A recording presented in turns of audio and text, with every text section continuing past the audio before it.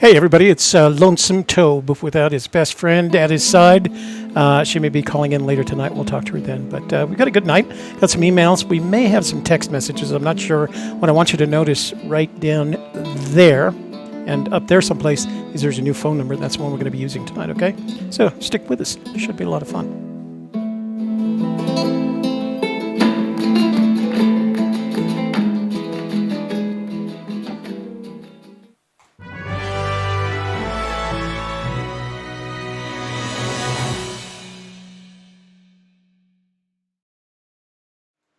Yeah. Hey, wow. Alan K. in the room with his 99 cents iOS contribution to Super Chat. So that's a way to get the night started. Huh? How cool is that? So I got to make sure that I have the do not disturb off. So we did. Okay. Yeah. All right. So I'll tell you about, let's do the housekeeping, then I'll tell you what I've done. Housekeeping, you want towel? Well, of course you want towels. So remember, before you leave tonight, make sure you like this video. YouTube likes it when you like your video. And in honor of Shelley not being here, make sure you like it because she really likes it when you like our videos. Also, I'd appreciate it if you'd share it with your family, your friends, your PTA members, your church, your neighbors, your business associates, and the entirety of your social network so that we can grow the channel. And then last but not least, I'd appreciate it if you're not already a subscriber, and actually this is to your benefit, if you're not already a subscriber, please subscribe to the channel that way. And when you see the notifications bell, I can't reach it. Hold on. When you see the notifications bell, click on that notifications bell, and that way every time we start a live stream or schedule a live stream, you will be immediately informed and in the know. Nothing better than being in the know. A couple of other things. If you want to reach out to us in the chat room, make sure you precede your comment with an @ space gypsies with a apostrophe, Gypsy's Kiss, so that it will highlight it, and I'll see it because everything's going by at 100 miles an hour. And I'd like to claim the old guy thing here. It's too fast for me. It's just too fast. Also, you can send a text message to the new number, 505-585-4450. Now, I don't know what kind of charges are associated with that. It's not a toll-free number, of course, but it is a Wi-Fi number. It's a Fi number. It's a Google Fi number. So I'm hoping that there aren't, I don't believe there are any charges associated with it. Besides, by now, you should all have a cell phone that has unlimited service, for a fixed fee. That would be the wise thing to do. That's what I did for my daughters. And then, of course, down at the bottom of the chat window, you'll see the stylized but somewhat grayed out $sign.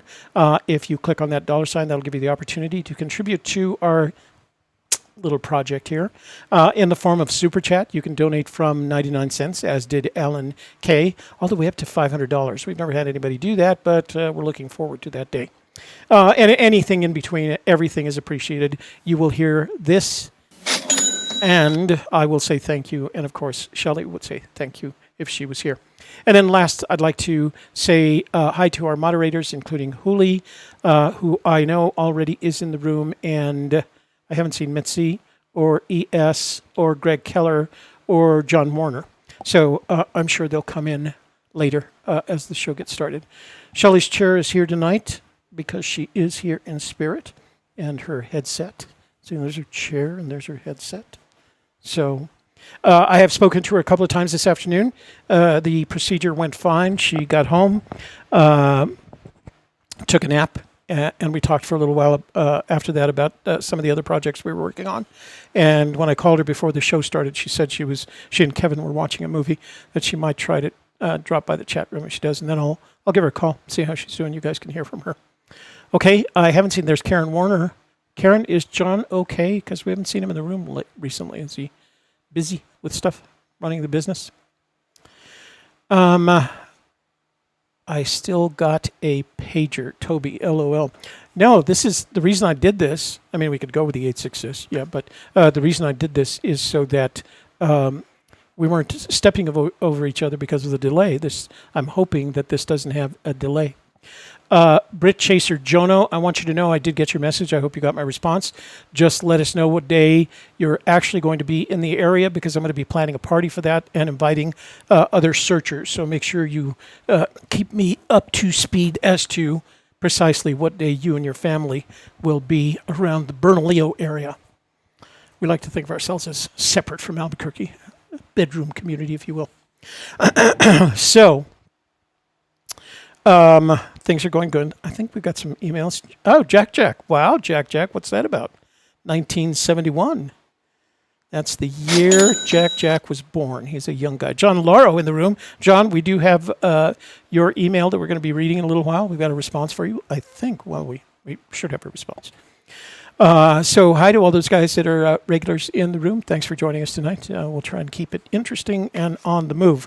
Starting with, and I'm going to see if I can remember to do all of this stuff. Let's see. There they are.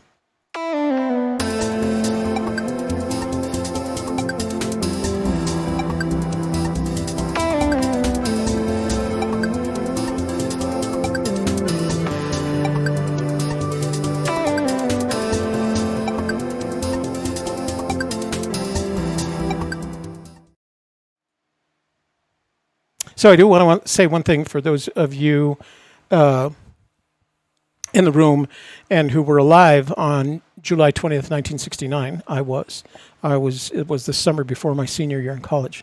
But tomorrow is a celebration of 50th anniversary of what I believe to be humankind's most significant accomplishment to date, including all the things that have happened since, and that is the landing of humans on the surface of another planet. And I did put, I'm going to open this up real quick so you guys can see it. I did put a little entry on the community page of our blog, and it's a link to, let me do the screenshot here. So it's a link to space.com, and they have two kind of different projects up. One is called Apollo in Real Time, and they're basically replaying the events as they occurred 50 years ago to the minute. So you're hearing all the press conferences and conversations with the astronauts. I think they've already launched by now. And then the other thing that they're doing is simulation curriculum has created a real-time simulation of the entire flight that you can track it through. So if you don't know much about it, I suggest you go look at it, because it really was a significant accomplishment, and the amount of science and technology that went into doing this in a time where we today carry more computing power in our pockets than they had to work with in the capsule. So I hope for those of you that don't recall it, that you take a moment to remember it, because it really is just an event. And I believe there's a movie coming out, and I strongly recommend you watch that movie, because it just was heart-stopping, and everybody. It wasn't just an accomplishment for the United States. It was an accomplishment for the entire world, and that's how they felt about it. As the astronauts toured afterwards, they toured all over the world, and the most often heard comment they got was, "We did it. We did it. The Earth did it." I happened to be. I was in the summer before my senior year, so I was working in a fire tower up in the Santa Fe National Forest, and it's when you work that, you're 2 weeks on, 2 weeks off, and I was in the 2 weeks on, and one of the rangers radioed me and let me know that man had landed, that humankind had landed on the moon. So if you get a chance, take a look at that. It's kind of interesting. I found it lots of fun and brought back a lot of pleasant memories. So let's go back here. Let's read some emails. After we read some emails, I've got some emails. I've got some pictures. And let me see, got there. I'm going to close that window. So I've got some emails, I've got some pictures, and then we'll say hi to the room, see if there's any questions in the room. You can send, I haven't tried this. As a matter of fact, I would appreciate it if one of you would send a text message to the 505 number. And also, it's on Do Not Disturb right now, so I'm wondering if it actually goes to voicemail. So if you would, call the 505 number with your cell phone and leave a voicemail if you can, so that we have it. And I do have some text messages on the old phone with a smart line. I can read the text messages, but I'm not connected via Bluetooth. I could have plugged that in. Dang nabbit. So I can't play the voicemails, but I will read the text messages. I think there was only a couple anyway. So this is from, let me see. Please do not use my real name on your great YouTube show if you read this on the air. So did he give me a pseudonym to work with? Confucius. So Confucius saying, please do not use my real name on your great YouTube show if you read this on the air. Confucius in Northwest New Mexico. True or false? The search involves searchers from different parts of the world. True. He's answering his own questions. Forrest said he was 79 or 80 years old when he hid this treasure. True. Actually, he used to say, I tell people I was 79 or 80 years old. Forrest went to radar school in the Air Force. True. Before he was drafted to go to flight school. Forrest has many memories about his time in Vietnam. True, but I don't think he has any more memories about his time in Vietnam than he does of anything else he's done in his life. He seems to have cataloged all his memories very, very well. On the other hand, I don't think I have. Since all of the above are true, you should know that the exact day he hid the treasure. I guess he's going to share that with us. Wow. Okay, 630. I just got the text message. So the text messaging works. Make sure that when you send a text message or leave a voicemail, use your first name and the state from which. Oh, yeah, that's not working right.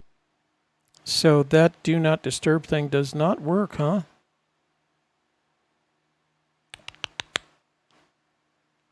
Okay, so what happens if I go in airplane mode? Hold on. Can I still use Bluetooth? Okay, so I put it in airplane mode. I think that prevents you from reaching and goes to voicemail. So I apologize for that. Just learning this thing, it's a little bit different from the smartphone. Smartphone was actually kind of easier to use, but I'm hoping this provides better quality. If it's not, I haven't given up the smart line yet. I'm not smartphone, but smart line. Okay, since all of the above are true, you should know the exact day he hid the treasure. In radar school, he studied Boolean operators. So 79 or, that's a Boolean operator, 80 means either one or both could be true. So hear me all and listen good. Forrest said, I was 79 or 80 when I hid it, the treasure, depending upon where you are standing the exact moment he hid the treasure. If Forrest hid the treasure in the Rockies on August 21st, 2010, 5:15 p.m. Mountain Daylight Time, 79 is true. If you are standing in Vietnam in the exact moment Forrest hid the treasure, it is August 22nd, 2010, 6:15 a.m. Indochina Central Time. In your mind, 80 is true. Different sides of the international date line. The 5:15 p.m. is my guess as the time of day he hid the treasure. P.S. Good luck to all the hundreds of lead searchers. I got that. So here we go. This is from Joe Sheeran. Joe says, June, boots on the ground, no treasure, but we saw many wondrous sights. And he sent some pictures. Let's see what the wondrous sights were.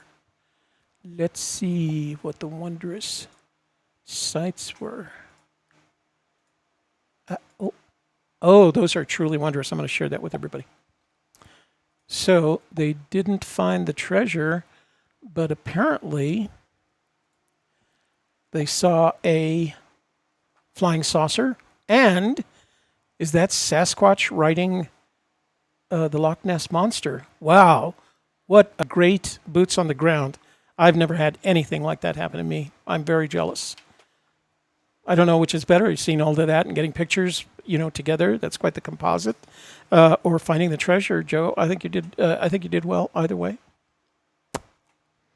Yes, indeedy. Thanks, Joe. That made me smile. So, new searcher wondering if you guys need any moderators. What? Hi, I'm EL or Leonard, new to the search from the Midwest. I enjoy watching your program. I was wondering if you needed any more moderators. I can be reached by email, call, or text. Blah, blah, blah, blah, blah, blah, blah, blah, blah, blah, blah. Have a great day. Leonard, we don't at the moment because we have kind of all the moderators we need right now, but I will add you to our list of prospective moderators. How's that? Because you never know when you're going to need, new moderators. Like Greg Keller. Greg Keller is a moderator, but he has been either really, really busy or Or he just doesn't show up anymore. I'm not sure which. Aha. Oh, this is from... Oh, Mitchy Mitch. Okay, Mitchy Mitch, I got this. I got this, brother. I got this finally. So Mitchy Mitch says, hi, Gypsies. I'm not sure if you lost my first email. Well, I didn't lose it. If you saw it that night, I couldn't figure out how to get your PDF file opened so that I could share the picture. Here it is again with 2 pictures of the blaze and zoomed in treasure spot. I hope you will show it on your show.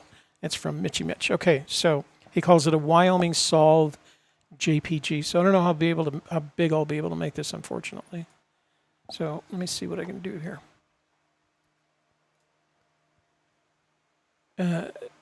Okay, so he's in Wyoming on the Laramie River.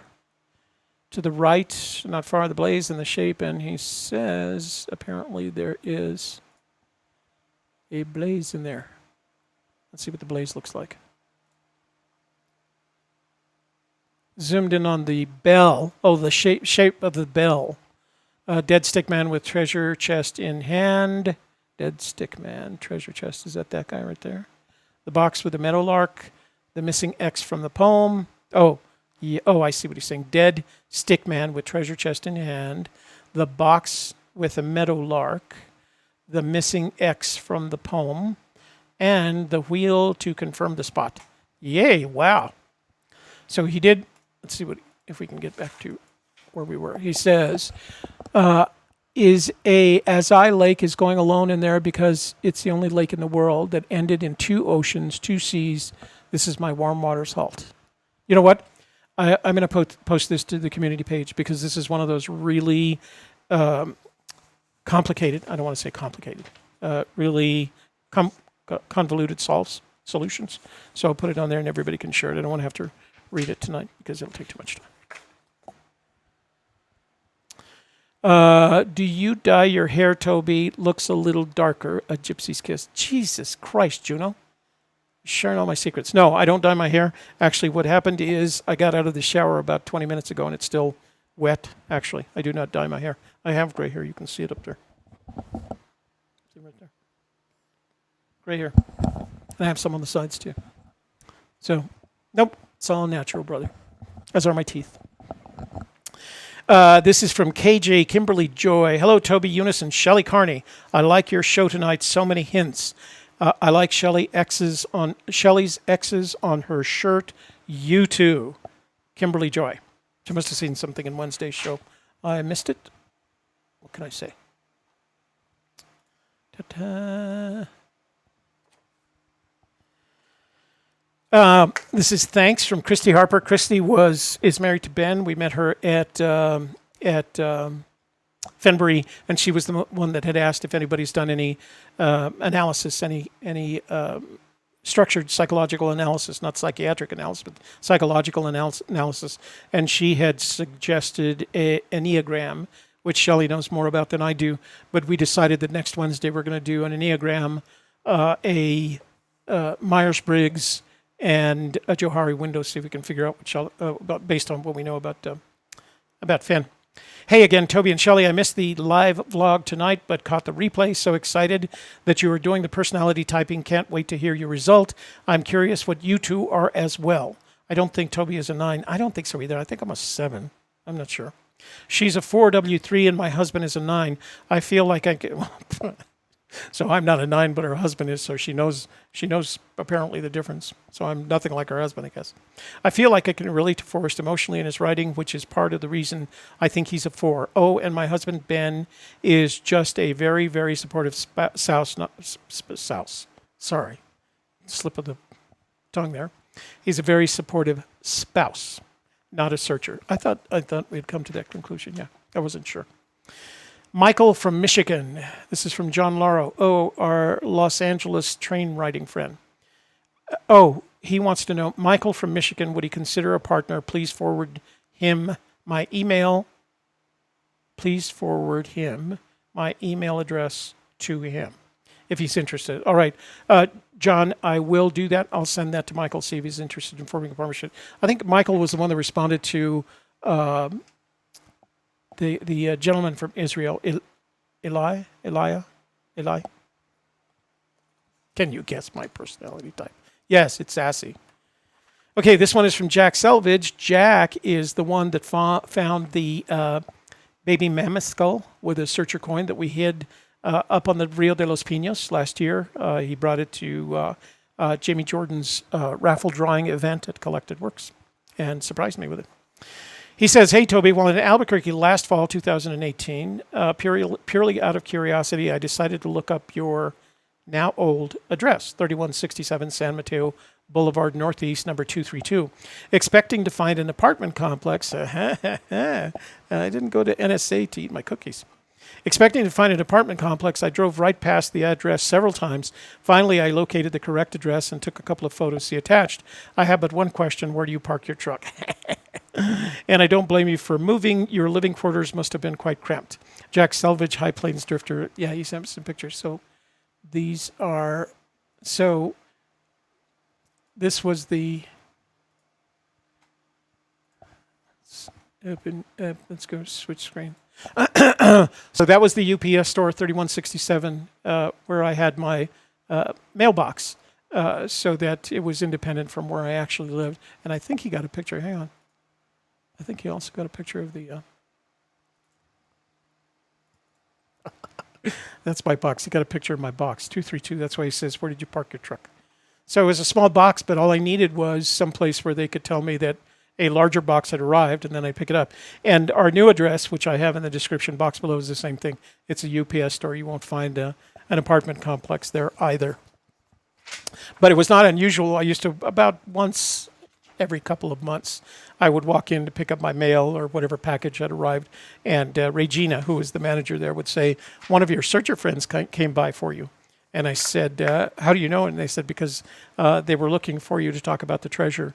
And they couldn't tell you it. They couldn't tell any visitor anything. They couldn't say that I had a box or that they're not. That's one of the reasons you get a UPS store, is it isolates you. It maintains your anonymity. So yeah, Jack went and visited it. But he wasn't the only one, and he may not have been. He certainly wasn't the first one if he waited to 2018. Because we had 2 or 3 during the summer of 2017.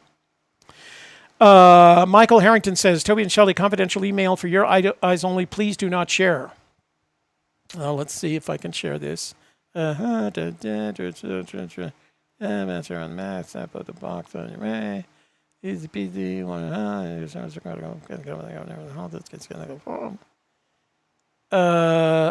No, Michael, the answer is no, but so I'm going to read it anyway.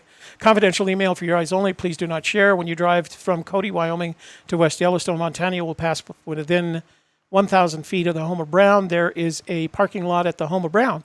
The treasure is within 1/2 mile of that lot. You can invest 1 hour max and snatch up the box on your way. Easy peasy. Want to know how? My HOB is unique, not associated with fish or beans. Oh, I'm sorry. Fish or bears or beavers or colors. Wow, there must be a person then. I have never seen my home of ground discussed in the forums or on YouTube. I will give you the home of ground if you can agree to 60% for you and 40% for me. Split when you find the box. Please advise. Thank you, Michael Harrington. I met you both at Fenndango. Oh, I wonder which one he was. I was terrible at names. Michael, we're not looking for the treasure, and we're especially not going to look for the treasure on our tour up north, our vacation up north, because we want to do some other stuff. We want to take pictures, and we want to do some trout fishing, and we just want to not be treasure hunting. But thank you. I'm sure it's a very good solution. You should just go and implement it. Craig Carter with a big 99 cents. Thank you, Craig. That was very kind of you. Okay, so that is all the emails tonight, all the community subjects. So make sure tomorrow, which is the 50th anniversary of the Earth, the representatives from the planet Earth landing on another planet. How cool is that? So, yeah, something you just need to remember. Hey, Jens in the room. Jens Esser. Jens, your documentary teaser has copyrighted music in it, which I'm sure you've got clearances for, but YouTube demonetized our video because of that. So you owe us $7,822.16. I'm just kidding. We don't make that much. That's how much we make in a year if we're lucky. Hi, Tibby, Jens, Toby. Come on. You interviewed me, at least the name. How is Masuda? Tell me how Masuda is. She's doing well. Okay, so let's go back, and we'll go back and say hi to the room. Don't forget, there's a Super Chat Challenge. Jack with his $19. Give Jack a chain, 1971. And John Laro, our train riding friend from Los Angeles. And John, I'll forward your email to Michael, see if he's interested. The moon is not a planet. You're right, Sassy. I'm sorry. The surface of another celestial body. How's that? A celestial body other than Earth. Sassy. You sassy you. Hatchet Jack's in the room. Hey, Hatchet Jack. Grizzly Bear. Morning, ladies and gentlemen. Joe S. is in the room. Brian Eagle, our friend from Austin, Texas. Hooli is one of our moderators. Happy Friday. Fellow treasure seeker. Treasure views. Wayne Ross. Wayne, I saw your text message. I don't know how someone else uses your name unless they do something unusual with it. I'll get to your text message and we'll address that. I did, as a matter of fact, I didn't talk, but I said hello to the Wayne Ross that was in that room at that time. I thought it was you. Grizzly Bear in the room, I already said that. Julie Wackles. Williams in the room. Ryan Van Gelder. Hi, Ryan. Silver Fox, the winner of the silver coin at Fenndango. Da Bear is in the room. LR, can Shelley make it happen tonight? I don't know exactly what that means, LR. Like, make it happen. Sassy Sherry's in the room. AJ Ranville, I already said. Jack's in the room because he gave us a super chat. Wayne, let's see. So the hard part is Shelley remembers these names. Shelley Ryback is in the room. Heidi H. Did I ask you this? Are you Heidini in addition to being Heidi H? I haven't seen anybody from the Facebook side. So if you guys are in the Facebook side, make sure you say something so I can see it on the Restream IO. Scott Douglas, did anyone find the treasure today? There is no credible evidence that the poem has been solved, the treasure has been found and or recovered as of this moment. And I'm sure if it had, Mr. Fenn would let us know. Alan K., Brian Eagle, 23 Monarcha in the room. Let's see, who else? Tom Sawyer. Toby could just take some random footage of Shelley looking at him and have it spliced in. I could actually do that. I could just play a bunch of the video that I've shot. I've got 45 hours of Shelley. No, I'm just kidding. Maybe I could get a little blow-up doll of Shelley. Keep your chin up, Jack. Yeah, you're right. You're good enough, and gosh darn it, people like you. Some people, not everybody, Jack. Not everybody likes the Topster. Juno, who it is. Howdy, Toby, and all the fellow seekers. Robert Zielinski is in the room. Evan Penn. Hi, Evan. How are you doing? Scott Douglas. Oh, that's an actor's name, isn't it? Scott Douglas. And now presenting Jack. David Lindbergh. Hello, Toby. Gypsy's Kiss.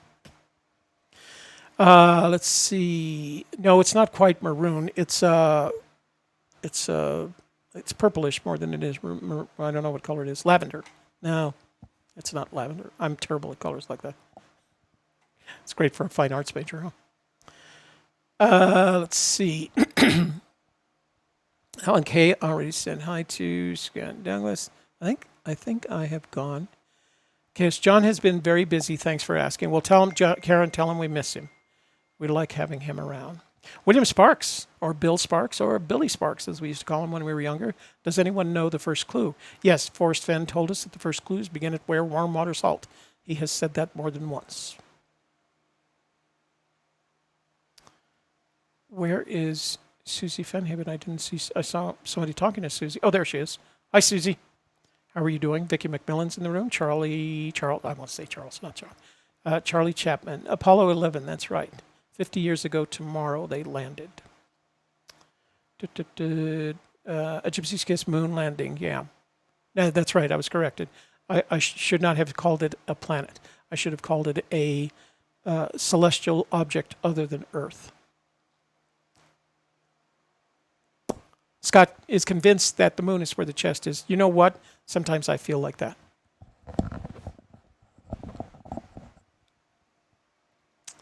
Tang. That's where Tang came from. A lot of people don't know that.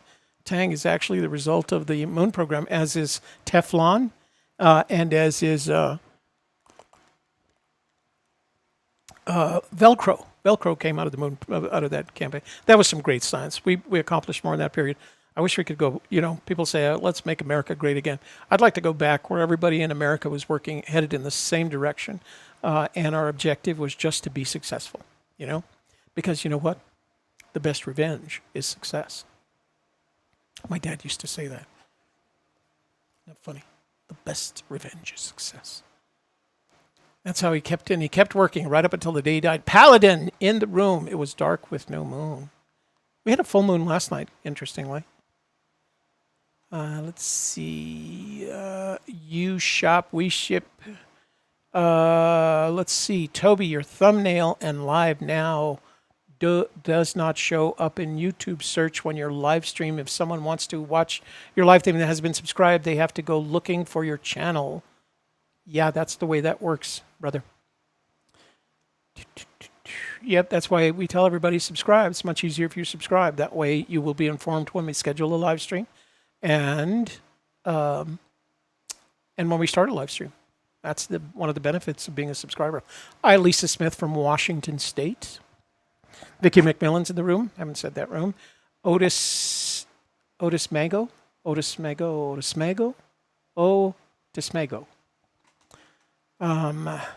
one of those names that I'm probably pronouncing in a way that wasn't planned.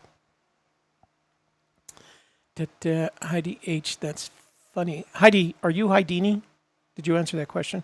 Joe Sharon. We were talking about you for about 5 minutes before you got here, but then we stopped when you got here, so sorry. Mr. Anonymous says someone needs to Photoshop the treasure chest into that Bigfoot hand in the photo, yeah. Joel Lewicki from Minnesota, our attorney friend from Minnesota is in the room. Redneck Express. Yeah, I got some high rollers in tonight. Lisa Smith. Let's see. Do you dye your hair? What did you ask that twice, or am I just going through the questions again? The blaze is white. The more I think about that sun thing, blaze, man, the better it sounds. The more and more I think about it, the better and better it sounds. As a matter of fact, I've incorporated it into my confirmation bias. I have now decided that my blaze is actually a ray of sunlight as reconfigured by some foreign object that preceded it getting to where it was. Jens in the room. Scott Douglas have just returned from filming in Montana and Wyoming. That's a lie, because he's not filming. It's digital. There's no film anymore. Thank God. But I like saying filming. Even the people in Albuquerque are always going, are you going to make a film this weekend? Or are you going to film this and film that? And there's no film. That's all. 500 pieces. Are you losing weight, Toby? Yeah. Yeah, I wish I was. In order to lose weight, I would have cut off one of my appendages. That's got to be 25 pounds right there. Losing weight at the age of 70 is almost impossible. You just don't fight it anymore. You just enjoy, chocolate cake.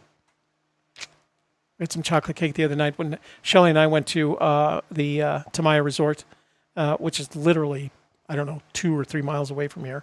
And we celebrated Shelley uploading her first solo Udemy course. And we had cocktails and appetizers, and we decided to celebrate it with some chocolate cake. Their version, no, it's a chocolate torte. And it's basically fudge that's been put together with fudge frosting. I mean, that's what it looked like. Couldn't eat it all. I think we did. And then worse, they drizzle it in chocolate to boot. So it's about as chocolate. I've had my chocolate fix, which is why I'm not losing any weight, Okay. Had my chocolate fix for the whole summer. Sent my A1C up probably a tenth or so. My doctor will be unhappy. So, Sonny, you mean Toby's mail has a stalker? Sonny, yes. Well, yeah, but Jack is not exactly a stalker. He's a good guy. He's always with his wife. But we did have several people show up to the UPS store on San Mateo asking for me, and they would say, "No, there's nobody here by that, and nobody works here by that name," because that's all they can say. Nobody works here by that name. They can't tell them that I have a box there or anything else. So, and it's true of our new address. Like I said, our new address is in the description box below. It's very elegant. That's kind of a cool. Let's see. Enchanted Hills Boulevard. Hold on. So each of these guys decide how they're going to present you, and here it's Enchanted Hills Boulevard, Suite A204. It really makes it sound like we have something other than a box about that big. 23 Monarchist says, searchers pay more attention to themselves than the poem. Why are there clues? Clues to what and why clues? Thank you. Thank you for bringing us back down to earth. 23 Monarcho. Jan says that he was... Oops, I lost him. Where'd he go?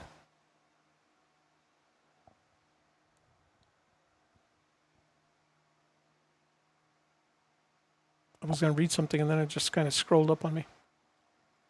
Okay, that's it. Shelly Ryback is in the room. I actually have a chocolate cake in the oven right now. I'm coming over, Shelly. No, I'm just kidding. Creepy. I'm coming to get your cake. Steve says, Toby, how old were you when you Steve, you're going to have to finish that sentence because I don't know where you're going with it. There's a lot of ways you could go with a kiss, kick, knife. I don't know. So, and remember, guys, if you're going to ask me a question in the chat room, because I have no Shelly to keep track of all this, I'm doing this all by myself. All by myself, I tell you. Oh, you know what? And I forgot the hello chat room. I am going to play in honor of Shelly. I'm going to play the hello chat room at the end of saying hello to the chat room.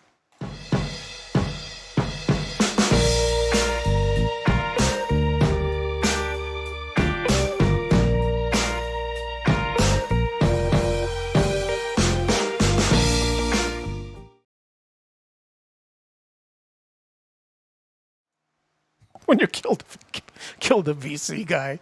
Brian, you're nuts. I killed the VC guy. When was that? I would have been 22, 21 or 22.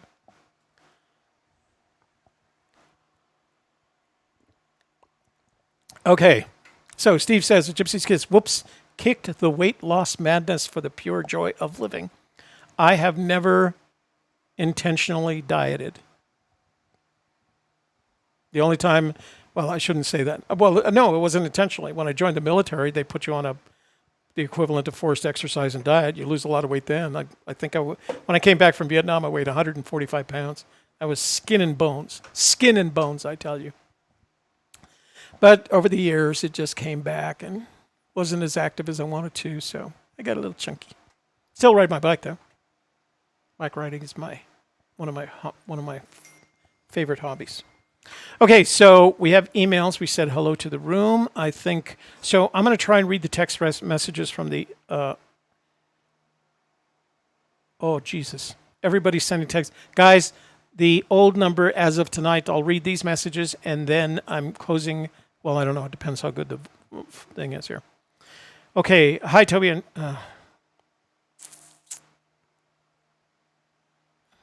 it's Mr. Anonymous. Maybe I'll call him on the other phone. So this is a voicemail, but you can't hear it because this phone isn't connected.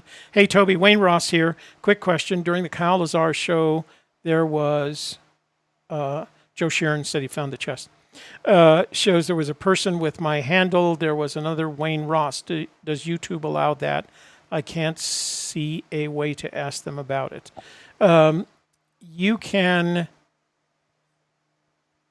use variations on a theme, so it is possible, but you can ask YouTube. You can pick that name and you can report it as a false name.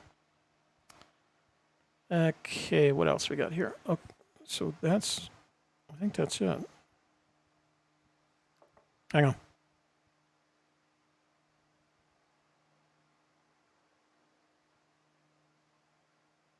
So this is from, where are these going? Hang on. I don't know where these things are going now. Hold on.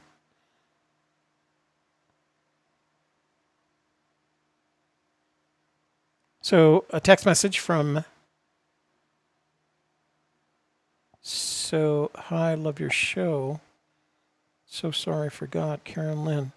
Oh, I do not know what's going on here because the new text messages are showing up on the old phone. Toby, this is from 424, area code 424. Toby, question of the day. Why do you think the treasure box has not been found? Because no one has solved the poem.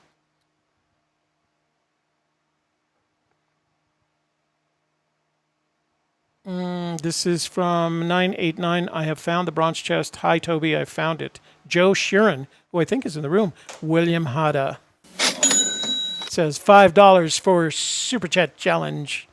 I cannot do that like Shelly can. Shelly does that much better. Which intro? Oh, the text. I'm sorry. Got to do the text intros. Okay. I'm doing the text intros even though I don't have any more text.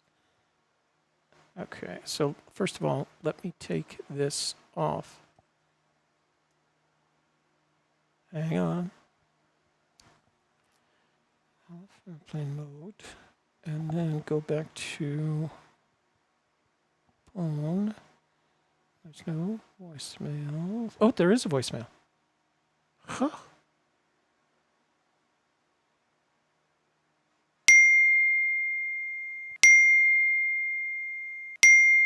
Okay, see you. So I turned it off. I turned off the. So now it's telling me I got a call voicemail, but the call failed. I don't know what that means. Okay, this is going to take some. This is going to take some patience. Let's see. So we are getting the text messages. That's good. All right. So sorry. So hi. I love your show. So sorry. Forgot Karen Lynn in Illinois. Toby, question of the day. Okay, we already answered that question. Joe Sheeran says he found it. It is working. 727. It is working. Not until the blaze is found will it be realized how many clues henceforth is given verifying the solve. What if searchers and anyone else has been within 200 feet where an 80-year-old would go? Nice hypothesis. You should work on that. Hi, Toby. So would it have been reasonable for Forrest to have lost 22 pounds in Vietnam? Yes. And the reason is that,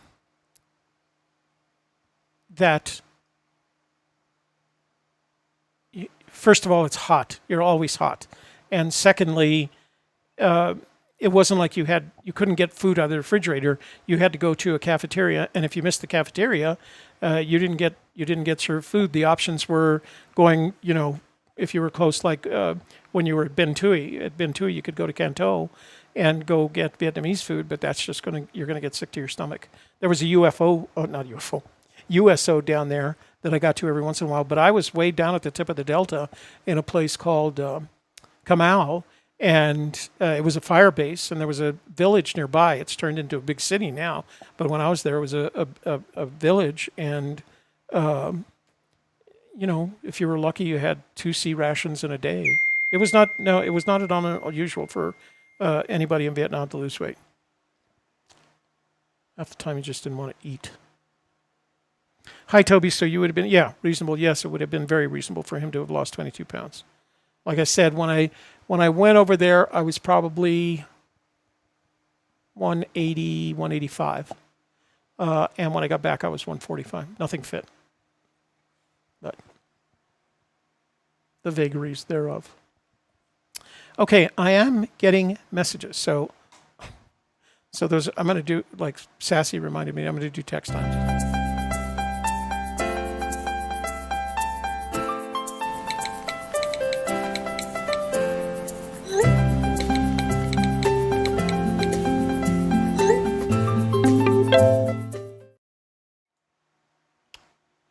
Jack says, Gypsy's Kiss, do you think there is a lead searcher? If no, how did that term start?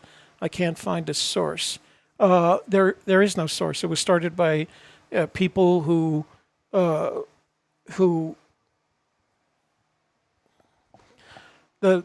thing was started in the forums.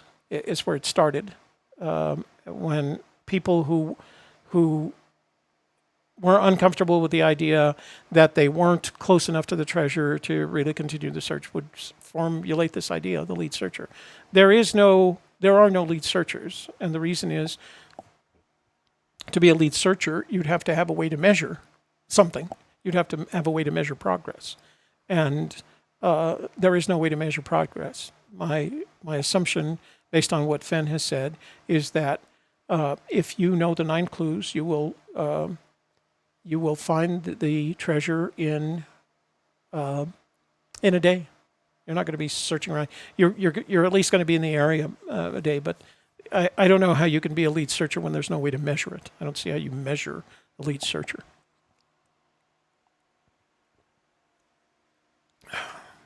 So, no, I don't believe in the myth. I think it's a myth. Let's see. Where do we want to go? Drawing Nice says, we're all lead searchers when we go to the place that is no place for the meek. Yeah, well, none of us know where that is. So I guess what you could say is everybody who's searching is a lead searcher, because there's no way to measure how far ahead anyone else is than any other searcher. That's the thing. And besides, if you asked, if you took a survey of 100 people and asked them if they were lead searchers, 25 of them would say yes. That doesn't make sense. It's like those guys that call. We get 3 calls in one night, and they all say they went to where the treasure was and it was gone, and it's 3 different locations. Well, at least 2 of them are wrong, and probably all 3 of them. So it's just, I don't worry about it. Scott Douglas, thank you for your support. I appreciate it, brother.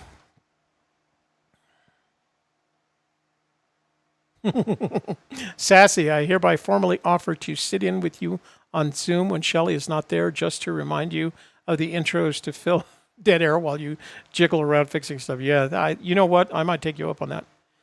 But Shelley will be back next week. She'll be back next week. I know she will. All right, so let's go to, what do you guys say? We can do lots of open phone calls tonight.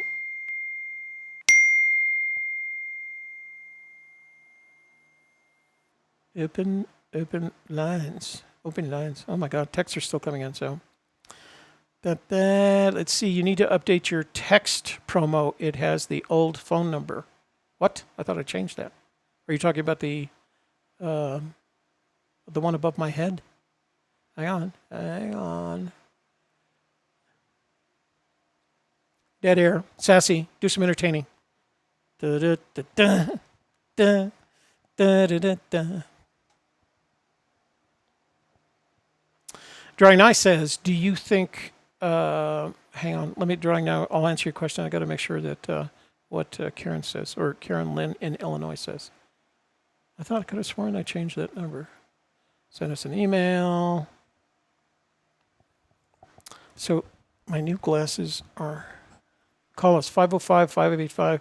Okay, Karen, I don't know what you, I thought I changed it all to places that it's below me, it's above me, it's all the new number.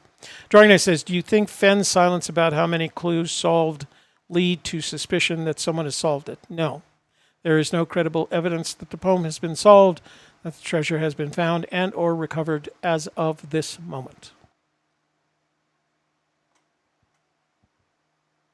Now, that's not to say there's a lot of people claiming that they found the treasure, or they found the hole where the treasure was once, or that, dozen different things. There's nobody's going to find it. Nobody's found it. Sunny7 says, at Gypsy's Kiss, there is a lead searcher. That's a hypothesis. He, she may not know it, but someone has been the closest. Confirmation or awareness does not make you closer or farther. No, in order to be the lead searcher, you have to be looking for the treasure. Having passed by it once 7 years ago, within 200 feet doesn't make you the lead searcher. The lead searcher is the one, if there was a way to confirm that they were making progress, it would be the person that had resolved a number of the clues. No one's resolved the number of clues. I mean, I can't think of anyone that's resolved 2 of them, much less all 9. Oh, the video that I read before text. Okay, thank you. Hi, Chris from Colorado. Do you think he could place the treasure in one afternoon from Santa Fe to Rio de los Pinos? Yes, we actually measured it. He could have driven to the Rio de los Pinos, made 2 trips down to right above the Toltec Gorge, and returned to Santa Fe in plenty of time for dinner. We've done it, as a matter of fact. We did it from Albuquerque. Hi, Toby. Do you think Warm Waters Halt is just a random location that requires luck to find, or do you think the poem tells us where to find Warm Waters Halt? Ohio Dan. Ooh, good question. I think that Warm Waters Halt has to be a precise, geographically, geopositionally precise location, because otherwise you don't know where to start, from where to start. So I think it's got to be precise. I don't know necessarily.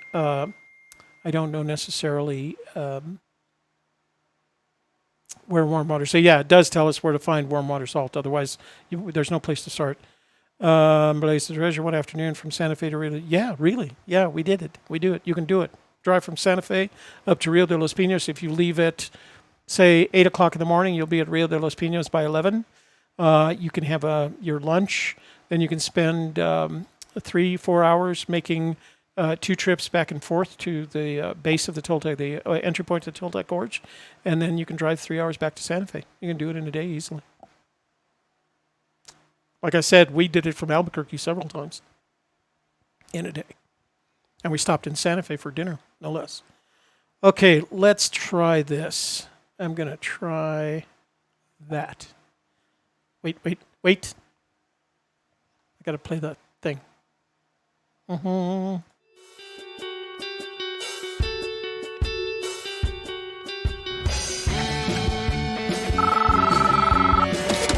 Hello. Hello? Who's there? I'm talking. Hello. Hello. Who is this? You know what this is.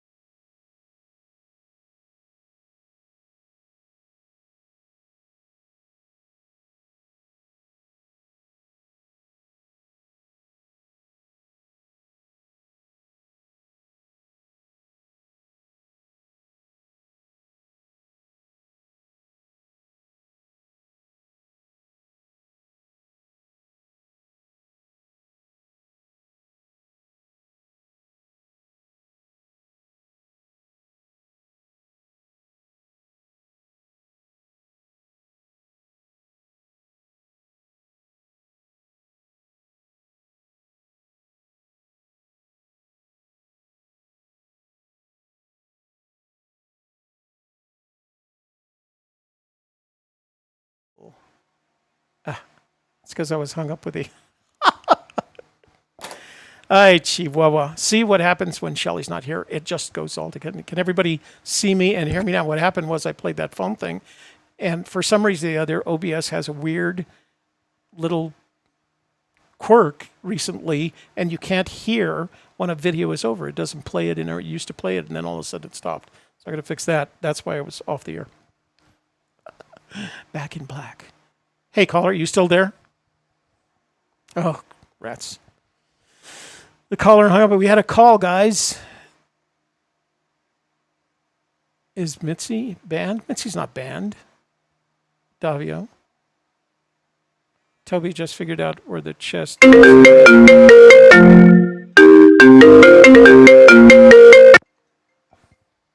Hey, you've reached Toby. What's your name? Where are you calling from? And what's your observation on the chest? Chase. Okay. I just lost you for 2 to 3 minutes. Yeah, that was my fault, Jack. That was because I didn't come back to full screen after playing the video. So the phone thing is either not working or what? Or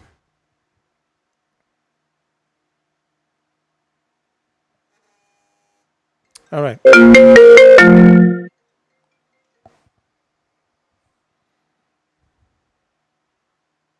Hey, caller, you've reached Toby. Can what's your name? Where are you calling from? Whoa, what's that? Who's that? It's Sassy calling from Indiana, and I was calling because the room said, somebody call him and see if he's okay. I had a blackout. We noticed. No, you know what it was? I went to play the open the phone lines video, and as I explained, OBS recently has this thing where it doesn't play the audio associated with the video, so I don't know, I didn't hear the video end, and I wasn't paying attention to it. So what you were seeing was just the end of the what you call it, the open phone lines video. So I'm fine, thank you. Okay. Hang on just a sec. Let me try. Okay, well, I was just calling to make sure you were okay. As opposed to somebody sneaking into my house and shooting me in the back of the head. You know, just trying to make sure you're okay. That's all. I am okay. Thank you very much for calling. I appreciate you. I appreciate your concern. I'm fine. Okay. Talk to you later. Okay, Room, I did what you told me. What? I'm telling the room I did what they asked. Somebody called and they said. Okay. Okay, glad you got things back online there. Thank you. I appreciate it. Now we got to get George to call. George needs to call. Is George in the room? I don't know, but he needs to call. George, if you're in the room. George, yeah, George. I like hearing from George because he's very philosophical in his approach. Yeah. So, okay, all right. Well, I'm signing off. Okay. I'm glad you're back on the air. Thank you. I appreciate it. Okay, bye-bye. Bye now. So it does sound like there's a tiny little bit of a delay. Oops. Who's that from? So we've got a super chat. Super chat challenge from Drawing Nigh. Toby goes into black hole and returns alive, as Toby is wont to do. Shelley's always counting she thinks I've used up 6 of my 9 lives. She has a count. So nobody can hear me now. Classic. Oh, what is that classic, David? There's a bunch of technology here. I challenge you to try it sometime and see if you could get it done as well as this. Challenge, David, a challenge. So don't call it classic. Okay, so I think what I'm going to do, since there's no inbound calls, and since Shelley's not here, and she always makes it interesting, and since I have other work that I need to do, I think we're going to call it a night. Hang on. That's how, baby.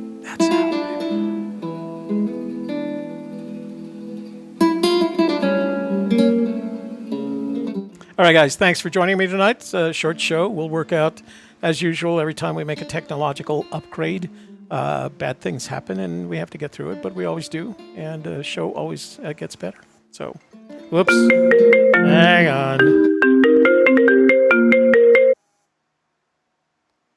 Hey, you reached Toby at a Gypsy's Kiss. What's your name? Where you're calling from, and what's your observation? You're going to have to turn down your computer. So. Hey, Toby, it's me, George. I'm just calling in. George. Yeah, George. How are you doing? I'm doing great, and you? Pretty good. Yeah. So pretty good. What's the latest? Well, I don't have a whole lot to say. I guess I told you of my expeditions back in May, which were kind of disastrous. But that's the last I've done. I'm not sure if and when I'm going to get back out there. Yeah. I mean, of course, I always think I have the solve, as we all do. But I'm going to try to get back. I don't know if I will. I don't know if I'd be able to, but hopefully I will someday. I'm hoping when it gets cooler, but then again, I'm just going to have to see what happens. Yeah, yeah. So, when's the next time that you're coming back? I don't know. Like I said, I would like to come out the end of September, but I don't know how good things are going to look. I have to wait and see how things look. Right now, it's kind of touch and go, but so is it? I don't know. I haven't really made any solid plans yet. So for you, is it a financial thing, or is it I'm not sure about my solution thing? Yeah, it's partially financial, and I just got tired of believing 100% that I have the solve. The 3 other times I went out, and then just coming home with rocks and sand. Yeah. Or not coming home with them, but just... So, I mean, I don't know. I want to go, but then I hesitate. So I'm not sure yet. I just got to see how things pan out, you know? Yeah. Well, I'm much more cautious than I was back in April. And I think we all, I've had a lot more time to think about it, but I think we all go through that where we've had a couple of failed solutions. And again, not failed solutions, but failed theories. And you just have to keep coming back at it with either new theories or evolved theories. And that's kind of where I'm at with Rio de los Pinos. I just keep running it through my head until I come up with something that gives me more confidence, the confidence I need to go back. I'm not there yet, so. Right. So I guess I'm just going to have to see. And it is a financial thing, too. I racked up a bit of debt last time, and I've got to pay that down, so. Yeah. Yeah. Well. Hopefully, though. Hopefully, I do hope to get back out there. Well, we look forward to it, and we look forward to hearing some of your stories and adventures. Okay, Toby. Well, thanks for talking to me. My pleasure. You have a good evening, George. Thanks for calling. Have a good evening. Bye-bye. Bye now. Bye. Hey, you've reached Toby of a Gypsy's Kiss. What's your name, where are you calling from, and what's your observation on the search?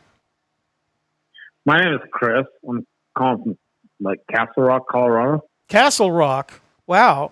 I used to live in Littleton for a little while. I used to cycle down to Castle Rock a lot because that stretch of I-20. That's a long way to cycle. Yeah. Well, it was open at the time because the U.S. cycling team had its facility in Colorado Springs.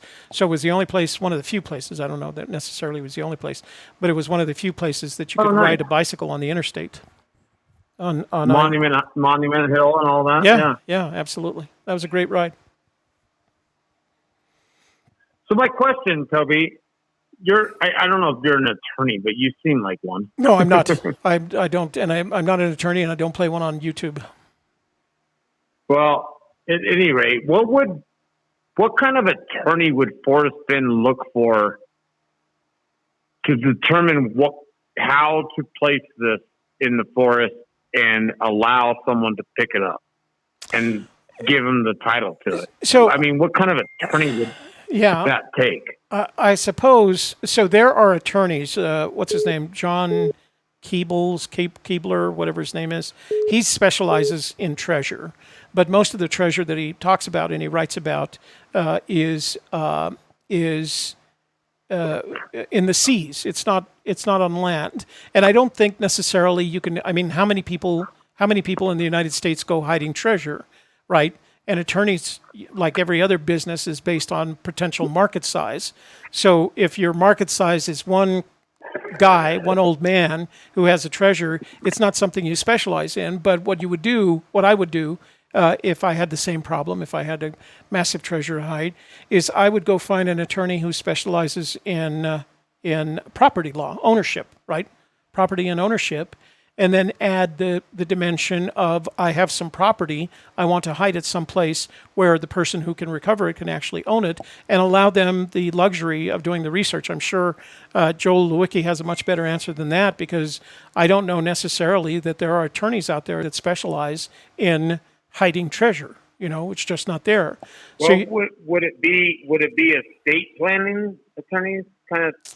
Well, that's like that to be able to. It's a different problem, because although you are affecting your estate, you're actually reducing your estate by the amount, the liquidatable amount of the treasure. It is possible, but I think what you would want to do is find somebody who specializes in federal law when it comes to treasure, the way the federal government treats treasures. And there are attorneys out there that do that. I don't know that he knew one personally, but you've also got to remember that he specialized in the collection of these unique artifacts. And in order for him to stay out of trouble, he probably had attorneys who were familiar with that kind of ownership, the ownership of that kind of property. And I think that's the kind of. I've got another question. Okay. I'm sorry to interrupt, but so if he put it on the Forest Service land, that's one thing. But if he put it on his own property, he would essentially have to take his name off of the property because everyone would search for Forest Fenn and where Forest Fenn's property is, right? Yeah, yeah. So he would probably put it in a business name, and some sort of registered agent would own it or be the contact that people would find, right? Yeah. I'm not agreeing with you. I'm just saying. What if this registered agent was a lawyer? I think that's the point that Occam's razor applies, right? The simplest solution is the right one, and it strikes me that if he went to all that trouble, he's really made it difficult when he could have walked into one of the national forests, put it under a rock, and went home. And inside the treasure chest, there is inside the poem, as well as inside the treasure chest, there is the title to the ownership of that chest. That's the simplest solution. After that, it gets progressively more complex, and when it gets progressively more complex, well, you don't think he made it as complex as I'm thinking? No, you're saying no. I think he went into. You think it's pretty simple, and he stuck it out right out in front of all of our noses? No. Now, don't get me wrong. I'm not saying that the solution to the poem is simple. I'm just saying that owning the treasure once you find it is relatively straightforward. I think he's made that easy. He says it in the poem. He gives you title to the gold. So the owning of the treasure once you find it. One thing, but finding the treasure through some sort of private property ownership method through a attorney as a registered agent, blah, blah, blah, is out of the question. Yeah, because it's not. None of that is in the poem. He says, if you want to find the treasure, I agree. Figure out the poem. None of that. There is none of that legal ease in the poem. Until the very end, last paragraph, no? Yeah, exactly. Okay. Well, I'm sorry. I'm new. No worries. I think of these questions, and I don't know.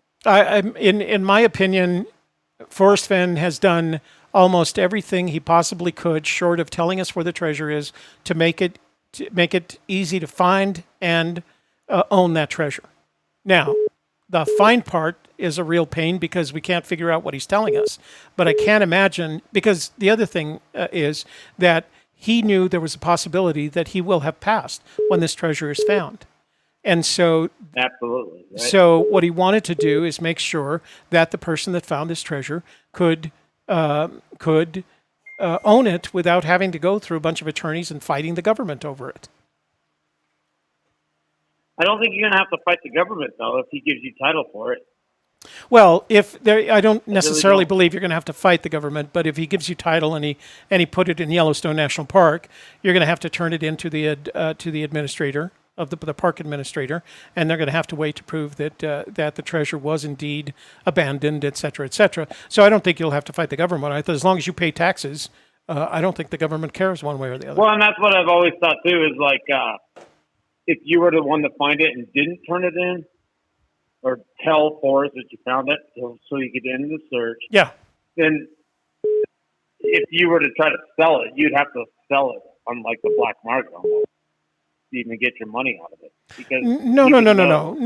So there is no requirement in the law there is no requirement for you to tell the world where you found the treasure. And I strongly recommend that you don't, right? I strongly recommend. It's on private property. Well, it's not, I don't think it's on private property, but I don't recommend that you tell anybody where you found the treasure. And the reason is you don't need to. And Fenn has said early on in this, he said he will do whatever the finder wants him to do. So if you say, I want to maintain my anonymity and I don't want to indicate where the treasure was found, and I've contacted an attorney because the first person I'm going to contact is an attorney, and I'm going to have him meet with the IRS and explain to him what my plans are, so the IRS knows that one way or the other they're going to get their money. That's true, but then if you want to write a book, then how do you go about that? I don't want to write a book. I want to liquidate the treasure as rapidly as possible, give it to some rich person and let them worry about it, and then sell it to some rich person via auction, let them worry about it, and I want to go anonymously on with the rest of my life. I don't want to be writing books or making movies. Yeah, see, I don't think, that's not what I want to do. I want to find the treasure, and then I want to write the book about it, and I want to write the movie about it, and I want to do all this other stuff about it. I think that's the gateway to startup almost. Yeah, no, you're welcome to do that. I'm not interested. I'm 70 years old. If you're much younger, you can do that. At 70, I just want to take the money and travel. I'm not much younger, but well, I appreciate your time, Toby. I just have questions in my head about why he did this and why I think it's where it's at, and I'm just questioning it all. Yeah. And it's right, just so you know, it's near where you're looking for sure, or where you've looked, I should say. Where I'm not looking anymore. Where you're not looking anymore. Yep. Because no one could drive a sedan across that river. I don't care. You better look at the definition of a sedan. Sedan doesn't exclude four-wheel. It's a three-compartment automobile: engine, passenger, and storage. Yeah. So tell me what a Jeep Wagoneer is. Exactly, and you ain't taking no Saturn four-door across that sucker. No. But a Jeep Wagoneer is a four-wheel drive vehicle. That's a sedan. Yeah, but your Wagoneer's got your storage inside the same compartment as your seating. You see what I'm saying? You got to have a trunk to make it a sedan. Interesting. So you don't believe that a Jeep Wagoneer is a sedan, huh? That he was driving his Ford Econoline, his Ford, not Econoline, but Falcon, his Ford Falcon. You'd have to take a Saturn or yeah. You'd have to take his four-door Cadillac. Well, that would count out the Rio de los Pinos, so it's probably not there. Yes, it would. I know. That's what I'm saying. But I do like your staff of rod theory. I do like that. Yeah, don't you think there's something there? Well, and let me tell you something else about that. In between Osier and Rock Tunnel, there's an island out there. You know what I'm talking about. Yeah. There's an island that the river wraps around, right, below the track. Yeah, that's where we hit our treasure. There is another arch. There's an arch on top of that, too. Oh, interesting. And I used to have a picture on my phone that went through that arch right to the arrow arch.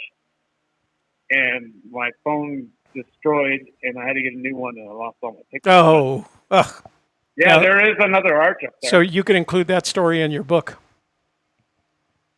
The movie. The movie. I want to have, let me think, Toby. Who would be the perfect actor for you? Dom DeLuise. Dom DeLuise would play me well. No, I think, what's his name? What's that kid? The guy that used to play in Taxi. That little short, chubby, angry guy. I know who you're talking about. The guy from Taxi, the main dude. Yeah. Little short guy. Yeah, that's who I want. That's the guy I want to play guy. me on the radio, so you can be. If he's alive after you're alive, Yeah. we'll talk about it. All right, sir. It's going to take me another 20 years to figure this out. Well, you're right. This thing's it's unfindable, Toby. You know it is. It's unfindable. Until we figure out Fenn, yeah, it's kind of that way, isn't it? It's unsolvable. But I love looking. Danny DeVito. Thank God for Fenn because I really enjoy it. I really do enjoy it. Hey, Even Crittenton if I'm J. looking Tuttle for the nothing. fourth. Yeah, well, that's where we're all at. So you're not any further behind or any further ahead than the rest of us. So that's we're all about the same. It's great. I love it. I want to meet every one of us out there when we're looking. We go like, everyone's afraid to tell them, yeah, I'm looking for the Fenn treasure. We should just start saying that. Yeah, I always do. And then you can share your thoughts. And if we're in the same area, we can all go looking at it. There's going to be enough money to split among us. I'm pretty sure. No, you don't want to be splitting money amongst us. Don't do that. Yeah, but that's the only way it's going to be found. It's going to be called teamwork. There's no Y in team, but there's 3 G's in gangbang. Gangbang, nice. Just so you know. All right. Thanks for calling in, and keep your chin up. Thank you. Talk to you later. All right, love you. Bye-bye. All right, bye-bye. Okay, so I got 2 super chats. One from, let me go back here. It's way, way up there. So if Shelly was here, she would have taken care of it. One from David Dow. Toby went to the dark side. I did. And honestly, I go there regularly because I like being on the dark side. And then Drawing Nice gives us $2 and says it needs to go in the museum. You know what? I'm going to let the person that buys it at auction make that decision as to whether it should go into museum or not. That's their decision. They can afford to make up their mind about it. I can't afford that. I can only afford to take trips. Hey, you reached Toby at a Gypsy Kiss. What's your name? Where are you calling from? And what's your observation on this dadgum treasure hunt? Hey, Toby, this is Mr. Anonymous calling in. Hey, Mr. Anonymous. How are you? So I'm pretty good. So you're calling from New Mexico. So we know you're Mr. Anonymous from New Mexico. Yes, sir. All right. All right. So wait. Trying to get through. Hang on just a minute. Just to, well, I'll give you plenty of time. But if I don't do this, everybody in the room gets upset. So, ka-ching. That's for George. Abor just gave $10 in super chat to our campaign to be more successful. I'm sorry. Go ahead, Mr. Anonymous. Could we have okay. Give me a short name instead, so I don't have to say Mr. I'll just call you Mr. A. How's that? Mr. A sounds good. All right, go ahead. What's up? All right. So I've been trying to get through for a little while. Glad I can. So I've just heard you talk, on many occasions, and I was wanting to talk about, your lead searcher theory and whatnot, and how you have said that you don't believe there's any, real way for anybody to prove it, and there's no real way to know if you're making progress. No. I've never said that there's no way for you to know that you're making progress. There's no way for anyone else to know that anyone is making progress. Oh, okay, I see. Because the first thing that we have to do is, in order for us to agree that you're making progress, we would all have to agree that your solution, your theory, is correct. And since we can't do that, since we can't compare theories, there's no way to do that. So anybody can say, I'm the lead searcher. Well, I absolutely agree with you on that because of the fact that I personally feel I've made a lot of legwork. I've been boots on the ground, several times, done a tremendous amount of research, and I found a plethora of things that I believe in. I know your view on people believing that they know what they're talking about when in all reality they may just be thinking of one thing or another and becoming excited about it. But there are what I believe a lot of aspects that really can prove that you're making progress. And I think a couple people that have called in have found some of the things that I've found as well. Uh-huh. And I think maybe even Sassy, judging by what I heard her talking about last time she called in, perhaps maybe she may even be one of those people as well, because it is over complicated, but it is at the same time very simplistic. So the solve itself, I would say, is simplistic, but he put all of his heart and his energy into creating it and making it something extraordinary, that all interlinks. So I'm going out again, probably this weekend. I honestly feel that I have a location that I believe is correct, pinpointed. I think there's several people that are probably very close to this thing. And I think the reason nobody knows is because anyone that has any information like that obviously isn't going to divulge it. So, I am currently living in New Mexico, and I am moving back to Denver relatively soon. So what I'm going to do is, if I can't find it in the next month or two before I go back to Denver, I'm going to call and I'm going to give some information that I know will rock your world, like without a doubt, and not in a superficial way. Wow. And so since I won't be able to search anymore, I'll give that information to the community, and then I'll be in Denver and I'll watch what happens. What happens but I after guarantee it will put things into a much smaller area to a point where it will be found in the next year. Well, good. We look forward to that kind of information, because I think to a person, we all want to get this over with as soon as we can, so we can go on with the rest of our lives and start new YouTube channels. I can agree with that. And I also have one other thing, if you don't mind. Sure, go ahead. That I wanted to put out there that I think you and Sassy too would probably find interesting is, and it's what I kind of thought of after I felt I had solved everything and gone out and looked and kind of made myself positive of it and whatnot. Yeah. So, but I don't think it will really affect the chase in any other way than, it may give people another idea, a way to look at it. But anyway, do you know, there's two different ways to spell wet? Wet, the word W-E-T, wet? Yes. So Forrest has said the treasure is wet. The treasure will be wet. Mm-hmm. You have W-E-T, traditional. Mm-hmm. You also have W-H-E-T. Which, like in a whetstone. Yeah, so and it's pronounced the same way. Chiefly southern, but the actual meaning of wet is a spell of work, which I think that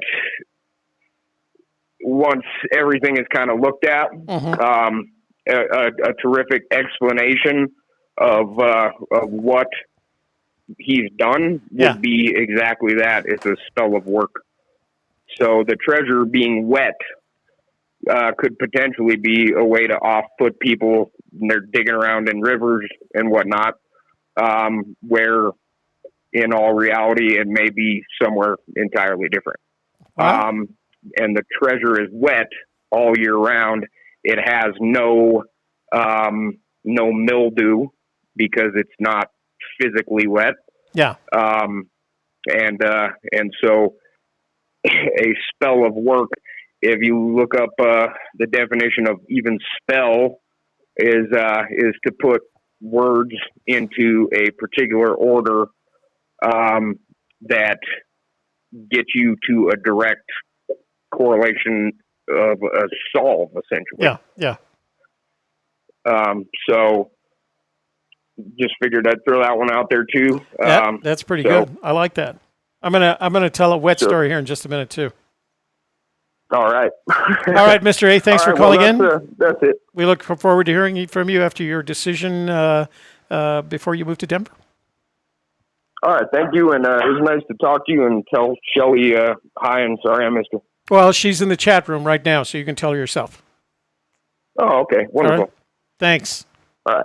Bye-bye. Thanks. Bye. Hang on a sec. I got. So I was. Hang on. No, that's not what does it. Let's see. It is. Yeah, airplane mode. All right. So I got to tell you a story. There was my first wife was Vietnamese, and she was actually, I met her at the hospital of Binh Thuy, which is a hospital that I went to. And she used to have to come in and give me shots every day. She was just, she hated me, and I was a wise guy GI, and I would make fun of the way she gave shots and all kinds of things. Anyway, at some point, so we didn't get along. And at some point, I was an advisor to an ARVN Ranger unit, and my counterpart was a Daiwi, an ARVN captain, who eventually lost his life. But his wife was also a nurse in the same hospital in Binh Thuy, and we were both down at Kamau. And so he said the next time we went up to Canto, which is where Binh Thuy is, an air base right outside. It's a town and an air base right outside of Canto. And he said, the next time we go up there, I'd like to have you over for a party, a celebration of Lunar New Year. And I said, I would be happy to go. And so the time came, and the other end of the story is my future wife was at this same party, and we ended up talking. But at some point, one of the mama-sans was coming around, the older women, I shouldn't say mommy-sans, was coming around, and she had a platter of what looked like miniature T-bone steaks. And she offered me one, and I said, what is that? And she said, wet. And so I spoke Vietnamese, and I went through my lexicon of Vietnamese words, because any word in Vietnamese, depending on the intonation, can be up to mean up to five different things. And I thought, wet. I don't know what that is. And she says, you know, like wet? And I said, well, I don't know. I've never had wet before. What is it? And she says, wet, run across the floor. And I said, oh, rat. Yeah, wet. Yeah, wet. So that's every time somebody says wet, that's what I think of, that story. So you know who I'm going to call? I'm going to call Miss Shelley Carney. That's who I'm going to call, so we can see how she's doing. Oops, hang on. So let's call Shelley, see what up. Oh, dang nabbit. I don't have her phone number here. Okay, let's see. Oh, no, wrong phone. Shelley, I'm calling so we can talk. 505 for... we don't want to say that.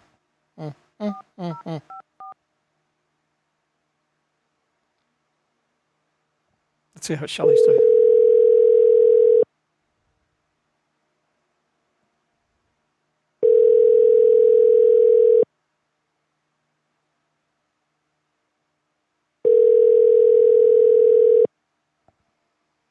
Oh, rats. That's not Shelley's number. Hold on. I misdialed. I don't know who's going to answer there.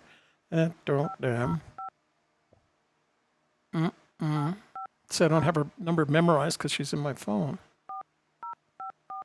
If I ever have an emergency. All right. Let's see. It would have been interesting to get that person, whoever it was. Hello. Hi. Hi. How are you doing? You sound chipper. Numbers are going to dial. I don't know. I dialed two of them. Thankfully, nobody answered. It would have been damned interesting if somebody had answered. So, how are you feeling? I'm good. Yeah. I got to eat. And so you've recovered from not eating for a whole day, right? Yeah. And drinking. It's not as big a deal as all that. I've fasted before, but and I like to whine a little bit. Got to whine a little bit. Yeah. We all need to. That's the advantage of having operations. It gives you a free whine. So the procedure went well? Yeah. Yeah. kind of halfway slept through it. They drugged me up a little bit, so I was pretty out of it. Yeah. Well, in and out, as they say. Yeah, in and out. I get it, in and out. So this is terrible without you. I don't know how I could do this alone. You know what I would do if I was just doing the show alone? I wouldn't do the other stuff. I wouldn't do emails. I wouldn't do texts. I wouldn't do hello room. I would just do phone calls. Because, by the way, as somebody's reminding me, all our videos have the old phone number on it, so we're going to have to update it with that. How does it sound on your end? Does it sound good? Oh, yeah, you got a new phone number. I got to write that down. Yeah, that's the new... Why is my chair on the screen? Because, so if I put it here in honor of you not being here, your headset in your chair. Yeah. It's like a lost helicopter pilot, your seat and your... Because I felt like I needed... You should adjust your camera. I'm seeing the wall on your right shoulder there. You are? Oh, yeah, you are. Wow. What's up with that? How's that? Better? See, it's been that kind of night. New phone, I new can car. Tell. And people in the room are telling me, you can't handle being alone. Yeah, you can't handle being alone. You can't handle the truth. Can't handle the truth. You can't handle the truth. So yeah, there's a lot going on here when you're doing this all by yourself and trying to keep track of the room and read the questions. And thank God you're around here for that. I wouldn't do. Yeah. You know what? Like I said, if I had to do this alone, I would simply turn it into a call-in show and nothing else. I wouldn't. I suppose you'll do that on August the 2nd then. What happens on August 2nd? What's going on August 2nd? I'm going to go visit my mom, so I won't be there. I'm not having a show. I'm announcing right now we will not be doing a show on August the 2nd. What is that? Is it a Friday? Yeah. Oh, okay. Nope. Yeah. No. Doesn't matter. Okay. I'm sorry. We're going to do a show on August the 2nd, but it's going to be a straight call-in show. We're going to start the show. Call-in only. Yeah, we're going to do the intro, that'll and work. then I'm going to open up the phone lines and we'll call, and I'm not going to do any of the other stuff, so I don't have to worry about this stuff. Do it. Yeah. So. That'll work. All right. Well, I thought we'd call and check in, see how you're doing. I'm glad that everything went well and that you're feeling good. And I guess we won't see you this weekend, right? We won't see you till Tuesday, I guess. I don't know. All right. I may give you a call. I'm not doing anything specific. I'm just taking it easy. I want to having a fun summer. We may do some more shooting on Sunday. All right. Okay. That sounds good. We need to get a video out. Yeah, we do. There's and I need to do I need to start my new series. So. Yeah. I didn't have plans for Sunday anyway. Let's do some work then. Yeah, I've already created an outro for it. So. Oh, okay. I got to start my new series. So let everybody know that I'm starting a new series. It's going to be recorded videos on the softer side, and they're going to be quiet storytelling therapy.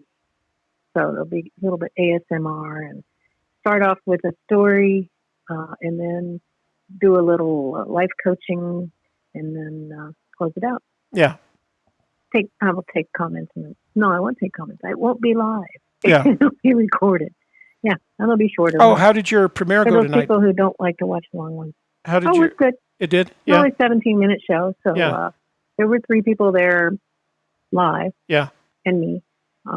It's still there for anybody who wants to go visit it. It's top 3 ways to upgrade your life. Maybe that's what I'll do. On the softer side. On August 2nd. You're getting another call. I am. Well, I am. Oh no, that's that's on my other phone. Hold on. Oh, I see. Yeah, I went to move it and I pressed George. Okay, all right. Well, how's your poem deconstruction going? Ha ha ha. Who has time for poem deconstruction? I'm running a YouTube channel by myself, right? And I like to do this all by myself. Drawing Nigh wants to be a special guest. Feel better quickly. Yeah, I am. I'm feeling pretty good. I just needed a couple of days off. Yeah. Just to relax. And good. Well, then that's a good thing to do. We'll get back at it next week. Yeah. Oh, next week we've got the Wednesday night show is going to be the the psychological tools analysis of Fenn. Oh, that's going to be some work. Start working on that. You know what? You ought to do one and I ought to do one. Let's agree on the 3 tools. Then you do your version, I'll do my version. We'll debate it. Okay. See if we agree. Sounds like a good idea. All right. And we'll present it to the... We'll label ourselves as experts and Yeah, no. We don't have to be an expert at this stuff. We just have to be able to explain personality. it. Yeah. Well, you're better at the whole thing than I am, but I do have some. I don't know about that. I do have some tools that I had available to me because I used them when I was in sales. Bedtime story. Yeah. You could certainly go to bed right after you hear this. Did you think of the wet story when that guy was going on with wet this and wet that? I did. Yeah. Got the wet. Like Poor Shelley's heard all my stories 100 times or more in some cases. And they saw you laugh. Yeah. Well, no, That's why I said it. Yeah.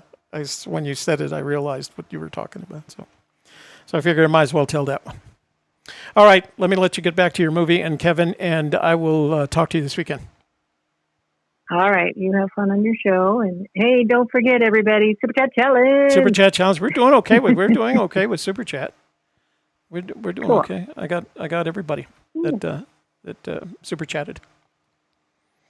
All right. You take care. Have a good evening. Yeah. Give Kevin a hug for me. All righty. I will do it. Talk to you later. All right. Bye. Bye. My partner and best friend. Okay, so I know you guys are leaving voicemails, but I'm clicking the call voicemail thing and it says the call failed. So I haven't quite figured that out yet. I'll figure it out by next Wednesday. I got some time. Crittenton J. Tuttle in the Facebook room says, how does one donate to your broadcast the quickest way? Use paypal.me/a Gypsy's Kiss. PayPal.me/a Gypsy's Kiss. That's the fastest way, and the one that results in YouTube not taking 30% off the top. I'm glad Shelley is good too. She sounds good. Sounds like it was an easy to go through procedure. I haven't had to do one. I take my fit test every year, and it never says anything bad, so I haven't had to do one of those things. Thank God. Thank God. All right. So phone lines are open again. If you feel like we got time for one more call, I think. And I'll have this all figured out by next week. Like I said, I decided to go this route just so we had a better quality call and we didn't have that delay. That seems to be working, but there's a lot of things that I had on the old service that I haven't quite figured out on the new service because I know. Let me see where the text messages are going. Oh, text messages. So let's see what the text messages says. Oh, long text message. Do you think Forrest Fenn has ever Fitbit little on any of the clues, like the 300 miles west of Ohio? I don't know what that Fitbit little is. If so, I wouldn't pay much attention to anything he says. I don't pay any attention to anything after the book was written. So the 5,000, 10,200 feet things were things that he had to do for Good Morning America or what it was, or that morning show that he was doing. So, yeah, if you start evaluating everything that Fenn says after October of 2010, you'll drive yourself crazy. The book and the poem. Let's see, video, play text, also the video play. You had previously mentioned there are 7 locations where warm waters halt in New Mexico. Would you share where those locations are? Carolyn, I did in a video back, must have been 2017. But go to our videos and search warm waters. And there's a video that describes I think it was 8 locations in New Mexico. Hi, Toby. This is Jackie from Texas. My question is not about the treasure, but about your favorite New Mexico vacation spot. We are planning a trip to Enchanted Circle area and was wondering what else you could suggest. We've been to Santa Fe and Albuquerque. I enjoy your show. Thanks so much. Wow.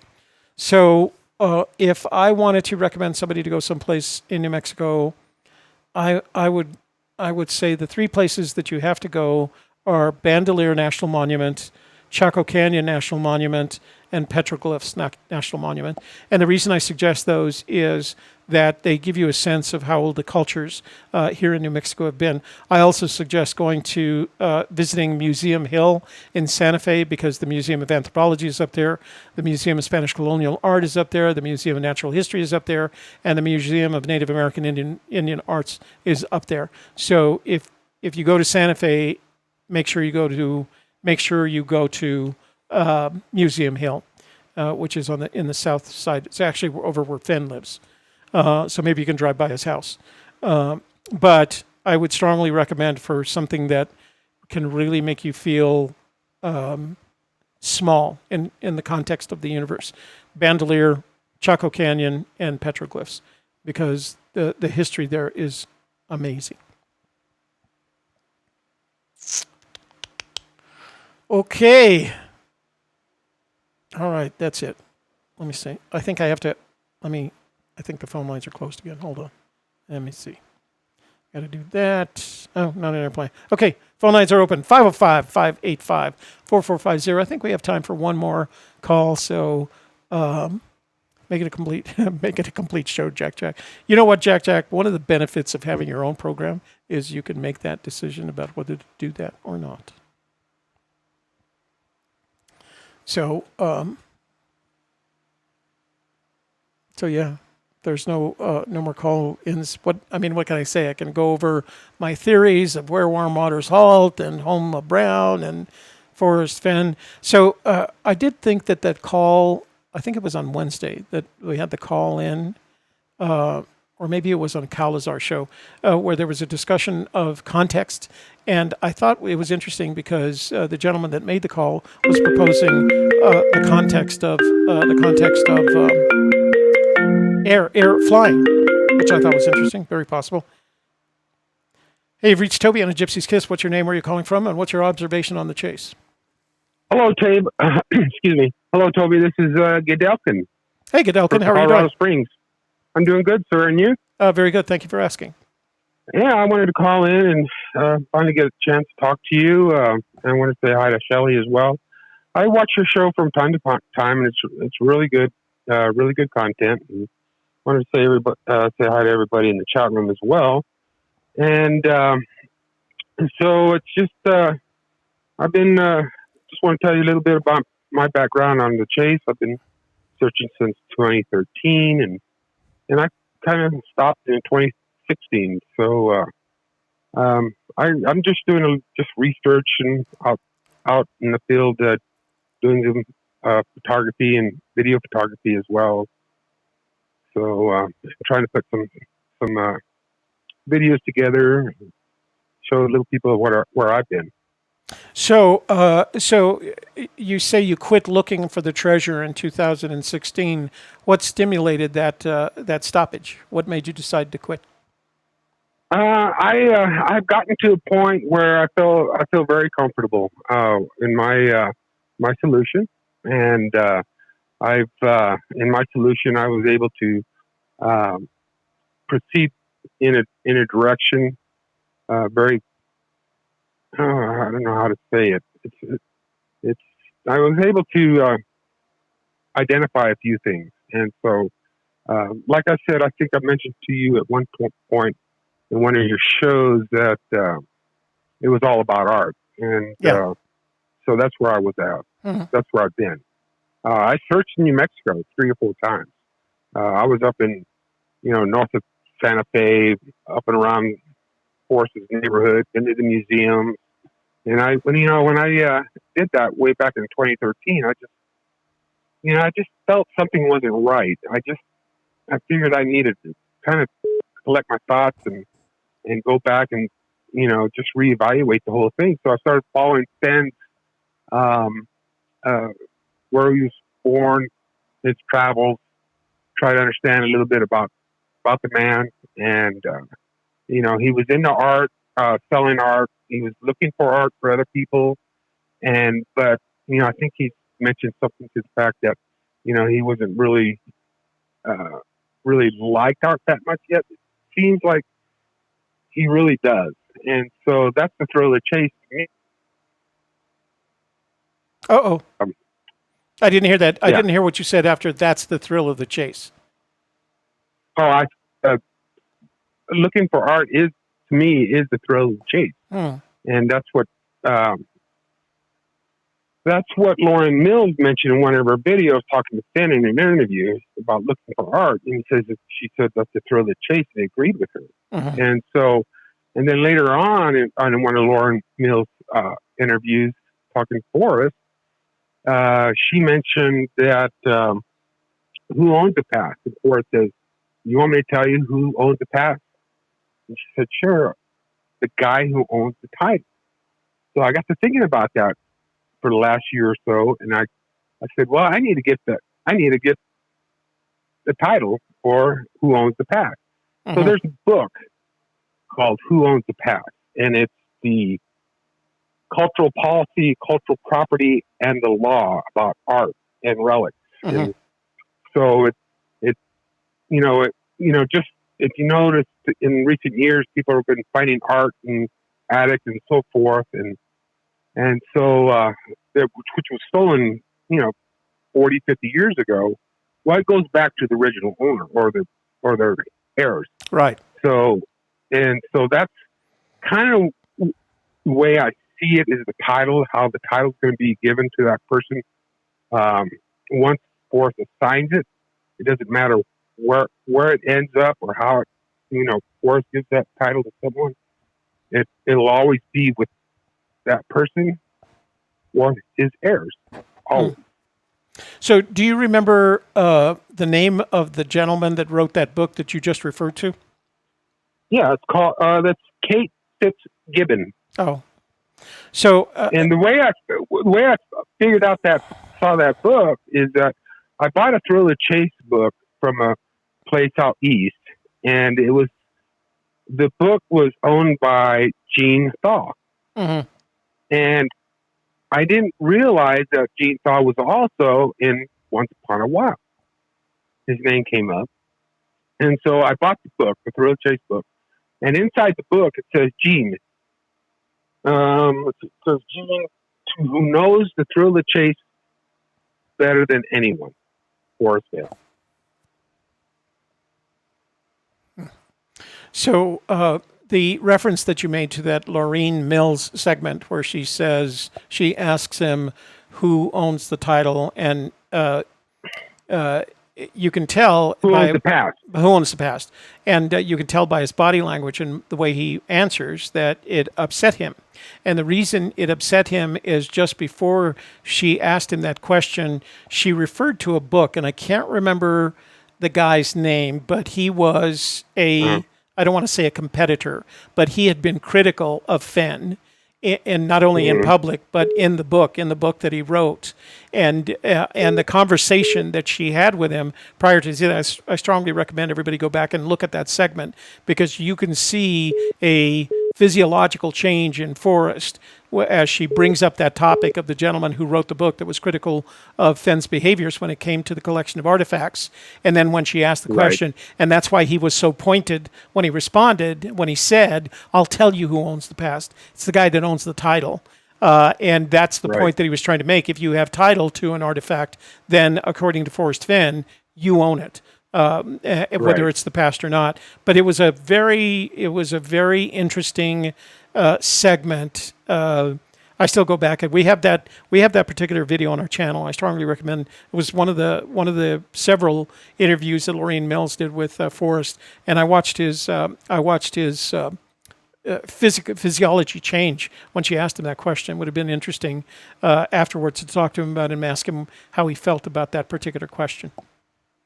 Right, and it's really interesting to watch Forrest when his mood changes quickly. Yeah, especially when he opens his eyes wide. Yeah, and then he turns his head. I watched the man's movements ever since day one, and so some of it I kind of find it kind of funny. I think he's pulling someone's leg. He's pulled my leg a couple of times, and so. But and there's another book that is really good. I think. I put a little video up on my channel, and the book name's Cody to the World, and you can find that up at the Blvd Museum. or you can find it on any other outlet, eBay or Amazon. But that's a really good book to read. And it talks about Forrest Fenn in the book. And it also talks about the history of the Cody Museum. You know, I had a few conversations with Fenn, and you know, he really admired, I think, the old museum that was across the street, or when it was the Buffalo Bill Museum across the street, which is now the Chamber of Commerce. And so he really admired. He told me he loved going there when he was a kid. So there's a really strong connection there. You know, so I started researching a lot more, and I started seeing things, and you know, I still believe in my solution 100%, because I showed Cynthia. You see the video of Cynthia's blog, and you'll see there's no audio, but I was explaining to her what I was seeing and how it all fell together. And so I gave her a few tidbits. I've been posting tidbits here and there on blogs as well. And, you know, people think I'm crazy, and I think I am, but anyway. So as I tell people, you have to be a little bit crazy to search for this treasure. That doesn't make you insane. Right. So yeah, I think research is very important in the search. I think before you head out and boots on the ground, you really have to understand the area that you're going into, even its history. It's important. And if you do go out, also take a ton of photographs. That's how I figured mine out, because I take hundreds of photographs in one day, and I go and research my photographs, and I always ask myself, what am I looking at? And I'll do the history on the photo of what I took of, and then it all fell together. Everything just fell together. And so I went down to Taos this past week, and I was looking for one of the pieces of art. And the Cody Museum told me that it was down at the Cal Sharp Historic Site or Center. Mm-hmm. So I went down there, and it wasn't there. And I talked to the administrator, and said, no, it's never been here. So I was a little disappointed, but I picked up some more information while I was there, and kind of confirmed some of my theories. And but if anybody hasn't been there, they should go. It's about an hour and a half to 2 hour tour. All right. Well, what's your YouTube channel so you can share that with everybody? It's Gay Dalkin. Just look up Gay Dalkin, and I've been posting some stuff. I was up at, like I said, I was down in Taos recently. I was in Cody about a month and a half ago. I'm heading to also on the thriller chase. I'm heading to Oklahoma. Mm-hmm. There's an important piece of art there I need to go take a look at. So let me interrupt for just a second, because I've got a question from the room. Deborah Jensen says, "Can you get the name of the book the caller's referring to?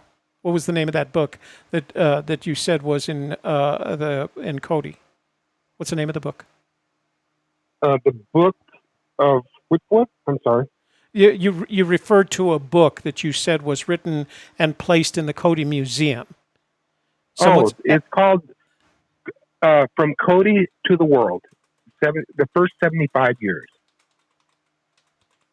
And I can't recall the author.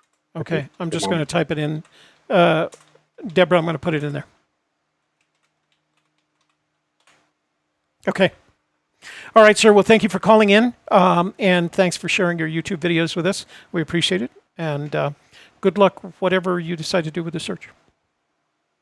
All right, sir. Well, it's been a pleasure talking to you, and hopefully we'll meet someday. We look forward to it. All right. Bye-bye. Good night. So let me go back, because I saw somebody ask a question. Minotaur says, "A Gypsy's Kiss." Minotaur, how come you don't? Your thing is a highlight. I believe the only way to hunt has realistically the only way the hunt has realistically lasted this long is because it must be buried, meaning underground. You agree? I do not. I think that would increase the size of the problem exponentially. I think it has to be on the surface of something, maybe in a nook, maybe in a cranny, maybe in a cave, but I can't believe that it's buried. That changes. If it's buried, I wouldn't waste any time, period, because it increases the problem by at least an order of magnitude, maybe more. Scott Douglas says, I'm seriously nervous about my upcoming boots on the ground search. I've been unsuccessful 4 times now, and it's a big trip for me, but if I don't go, I might regret it. Yes, if you don't go, you will regret it. Don't feel bad. I didn't start feeling bad until bad. I didn't start really thinking about what I was doing with my time until search number 30. So, you're just on number 4. Go do it. And Mitzi, I moderated Silver Thread because he's a yeller. He's a yeller screamer. And he just yells and screams horse patoot. So I gave him a timeout. Let's see what he does with it.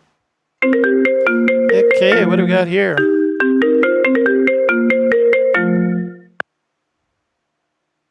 Hey, you reached Toby at a Gypsy's Kiss. What's your name? Where are you calling from? And what's your observation on the chase? You're going to have to turn your your computer off. Otherwise, we're going to get feedback. Oops. Well, so much for that. It happened to me on search number 3, Tom Sawyer. Yeah, I just, I got to be honest with you. I still think Forrest Fenn hid a treasure. I still think the treasure is out there. The only reason I've stopped looking for it is because I don't know where to go. I mean, I don't have any good ideas. I haven't figured out Fenn. I haven't figured out what Fenn wrote in that poem. And until I do that, then I'm not going to spend any money or time on it. On the other hand, as soon as I finish here, I'm going to go out into my garage and shoot another scene from our upcoming video on It's Not a Restoration. Aboard, whatever happened to True North? No, that's True North. Whatever happened to True North? Remember, True North said he had a friend. We should call him. Ugh, his number's on the other phone. I have 3 of these now. True North, maybe when True North comes back, we'll ask him where his friend, because he was very certain. I thought he was, close to 100% certain that of the probability of his friend finding the treasure. So, but there's been, my hair's in my way. There's been no announcement that that the poem has been solved. There's no credible evidence that the poem has been solved, the treasure has been found, or recovered, as of this moment on this show. Okay, phone lines are off. Hey, thanks for suffering through this Friday night Fenndango with me, guys, because, man, it was, you'd think that with the kind of expertise I have in these matters, it wouldn't be a big issue, but there's a lot going on in this dang room. That's how, baby. That's how.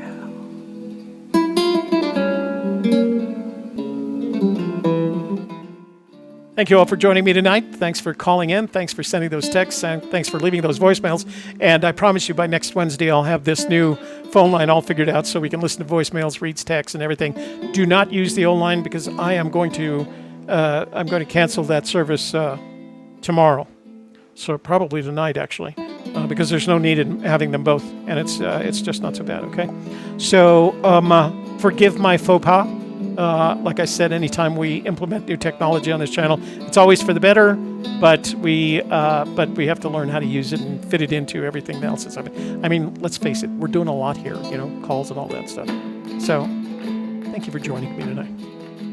I love you guys.